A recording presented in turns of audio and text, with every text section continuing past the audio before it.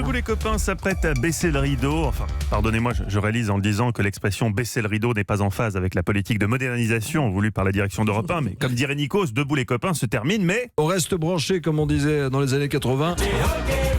Car oui, la matinale de Nikos arrive précédée de son traditionnel débrief. Or, première chose qui frappe en cette fin de saison, chers auditeurs, c'est la manière dont Nikos n'en a plus rien à faire de votre avis. Jadis si soucieux de vous faire plaisir, désormais, il y va franco. Aujourd'hui, c'est la Saint-Kévin, je voulais vous le dire, et c'est comme ça. Et c'est pas autrement. Et si ça vous plaît ou pas, on s'en fout. Même tarif. Mais difficile de critiquer Nikos, tant son abnégation au quotidien mérite un respect infini. Car n'oublions jamais que présenter une matinale, c'est encaisser une énorme pression, se lever à pas d'heure et surtout, travailler avec Céline Dacosta. Le rossignol portugais qui, persuadé que par un piston de dernière minute elle pourra participer à la finale de The Voice, tente le tout pour le tout afin d'attirer l'attention de Nikos. Tous les moyens sont bons, mais vraiment tous. J'ai retour dans la maison. J'ai tout ce que je veux. Tu chantes des pubs. Ouais, écoute, à la fin il est vachement bien. Je vais te laisser. Bonne journée quand même. Heureusement, pour compenser un peu le caractère fantasque de Céline Dacosta, Nikos peut toujours compter sur le professionnalisme de Laurent Cabrol.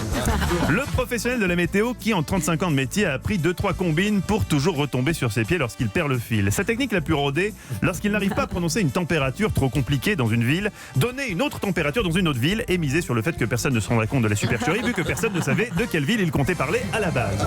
Démonstration hier, n'arrivant pas à dire 13 degrés, il a habilement changé son fusil d'épaule. Les températures maximales, très, 20 Caen. Il a regardé n'importe quelle ville sur la carte, la 20 à Caen, c'était emballé, grand métier. Emballé, c'est pesé. Et oui, Lolo retombe toujours sur ses pieds, pas dans la même ville, mais on s'en fout. Et c'est bien là l'essentiel pour la fluidité de notre antenne, une fluidité à laquelle nuit parfois, disons-le, le trop précis Nicolas Barré, dont l'édito économique, qui entre parfois dans un luxe de détails vertigineux pour qui n'a pas fait HEC, laisse dubitatif Nikos. Heureusement, avec le sens de la pédagogie qu'on lui connaît et son sens de la synthèse, Nikos intervient parfois pour nous livrer de l'économie une version plus simple. Les investisseurs internationaux n'ont jamais été aussi inquiets au point qu'ils préfèrent prêter leur argent à des taux négatifs plutôt que d'investir 13 000 milliards de dollars. Vous avez les symptômes d'une crise qui ne ressemble pas à celle de 2008, mais qui peut être tout aussi grave. Qu'est-ce que vous êtes en train de nous dire ce matin, Nicolas Barré? Ça va péter? Ah ben voilà, là c'est plus clair. Répondez simplement aux questions, Barré. C'est quand même pas compliqué.